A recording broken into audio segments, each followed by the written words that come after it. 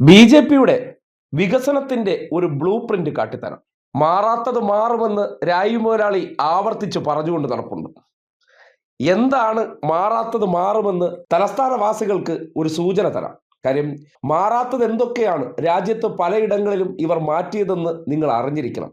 കാര്യം മലയാളികൾ അല്ലെങ്കിൽ ഇവിടുത്തെ സാധാരണക്കാരായിട്ടുള്ള മനുഷ്യർ ഈ കേരളം എന്ന ഇട്ടാവട്ടത്ത് ജീവിക്കുന്നതിനപ്പുറം ചിലർ വിദേശത്ത് പോയിട്ടുണ്ട്. പക്ഷേ ഈ രാജ്യത്താകമാനം സഞ്ചരിച്ചിട്ടുണ്ടാകില്ല. അത് സംഘപരിവാറുകാർക്ക് നല്ല തിരിച്ചറിവുണ്ട്. അതുകൊണ്ട് എവിടെയൊക്കെ അധികാരം കിട്ടിയിട്ടുണ്ടോ അവിടെയെല്ലാം മാറാത്തത് എങ്ങനെയാണ് മാറ്റിയതെന്ന് നിങ്ങൾ കാണണം. അതിൽ തലസ്ഥാന നഗരമായിട്ടുള്ള ഡൽഹി തന്നെ എടുക്കാം.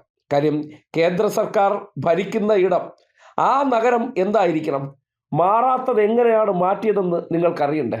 അങ്ങോട്ട് നോക്കിയേ. ഇത് നമ്മുടെ ഡൽഹിയാണെന്ന് പറഞ്ഞാൽ ആരെങ്കിലും വിശ്വസിക്കുമോ?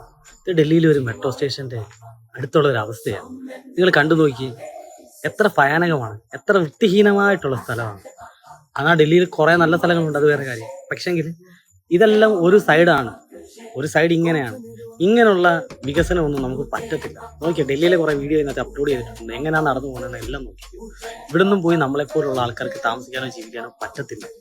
ഇതെല്ലാം പോയപ്പോൾ എടുത്ത വീഡിയോകളാണ് എല്ലാം. ഡൽഹി തന്നെയാണ്.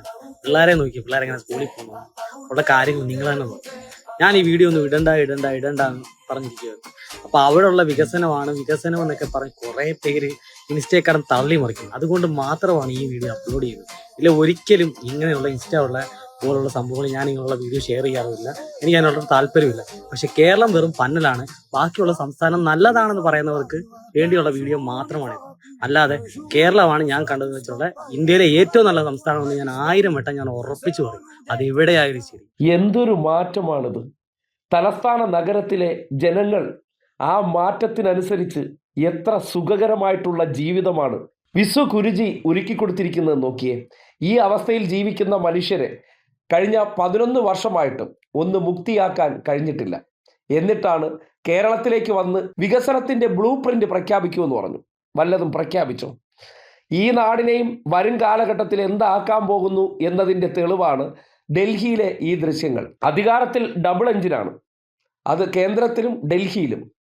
ഇത്രയും കാലമായിട്ട് അവിടെ ഒരു ചുക്കും ചെയ്യാൻ കഴിഞ്ഞിട്ടില്ല. ഈ അവസ്ഥയിൽ ജീവിക്കുന്ന മനുഷ്യർക്കൊന്നും പ്രതികരണശേഷിയുമില്ല. ഒരുപക്ഷെ വിദ്യാഭ്യാസക്കുറവ് കൊണ്ടോ അല്ലെങ്കിൽ സോഷ്യൽ മീഡിയ ഉൾപ്പെടെയുള്ളവ ഉപയോഗിക്കാൻ അറിയാത്തത് കൊണ്ട് ഇതൊന്നും പുറത്തു വരില്ല. മലയാളികൾ അവിടെ പോയി ചിത്രീകരിക്കുകയാണ്. ഡൽഹി എന്ന തലസ്ഥാനം പോലും ഈ അവസ്ഥയിലേക്ക് മാറ്റിയവരാണ് ഇനി കേരളത്തെ മാറ്റാൻ ഇറങ്ങി പുറപ്പെടുന്നത്. ഇതൊക്കെ കണ്ട് നിങ്ങൾക്ക് മനസ്സിലാക്കാൻ കഴിഞ്ഞില്ലെങ്കിൽ വരും കാലങ്ങളിൽ നിങ്ങളെ കാത്തിരിക്കുന്നതും നിങ്ങളെ തലമുറയെ കാത്തിരിക്കുന്നതും ഈ അവസ്ഥയാണ്. കോടിക്കണക്കിന് രൂപ രാജ്യത്തെ കോർപ്പറേറ്റുകളിൽ നിന്ന് പിടിച്ചെടുത്ത് ആ പണം ഉപയോഗിച്ച് നടത്തുന്ന PR പണിക്കപ്പുറം രാജ്യത്തിൻ്റെ നേർക്കാഴ്ചകളാണ് ഇതൊക്കെ. ഈ അവസ്ഥയിൽ നിന്ന് ഇതുവരെ മാറ്റാൻ പറ്റാത്തവർ കഴിഞ്ഞ 12 വർഷമായിട്ട്, ഒരു വ്യാഴവട്ടക്കാലമായിട്ട് ചെറുവിരൽ അനക്കാൻ പറ്റാത്തവരാണോ കേരളം എന്ന നാടിനെ വലിയ മാറ്റമുണ്ടാക്കുമെന്ന് നിങ്ങൾ കരുതുന്നത്? നിഷ്കളങ്കരെ, നിങ്ങളെ വീണ്ടും വീണ്ടും ഓർമ്മിപ്പിക്കുകയാണ്, കേരളത്തിൽ ഇവർ വരാത്തത് കൊണ്ടാണ് നിങ്ങൾ ഈ കാണുന്ന മാറ്റങ്ങൾ ഉണ്ടായത്. ഇവരായിരുന്നു രാജഭരണകാലം. ആ കാലത്ത് ഈ നാട്ടിലെ മനുഷ്യരുടെ അവസ്ഥ ഇതുപോലെയൊക്കെ ആയിരുന്നു. ഇപ്പോഴും അവർ നഷ്ടപ്പെട്ടു പോയ പ്രതാപം വിശ്വാസത്തിൻ്റെയും മതത്തിൻ്റെയും പേര് പറഞ്ഞ് കടന്നു വരുമ്പോൾ അധികാരം കിട്ടിയ ഇടങ്ങളിലെല്ലാം ജനം ഏത് രീതിയിൽ ദുരിതത്തിലാണെന്ന് നിങ്ങൾ ഇതൊക്കെ കണ്ടൊന്ന് മനസ്സിലാക്കണം. എന്നിട്ട് തിരിച്ചറിയണം. ഈ ഗതികേട് ഈ നാടിന് വരാതിരിക്കാനുള്ള ജാഗ്രത ഉണ്ടാകണം എന്ന് മാത്രമാണ് ഉപദേശിക്കാനുള്ളത്.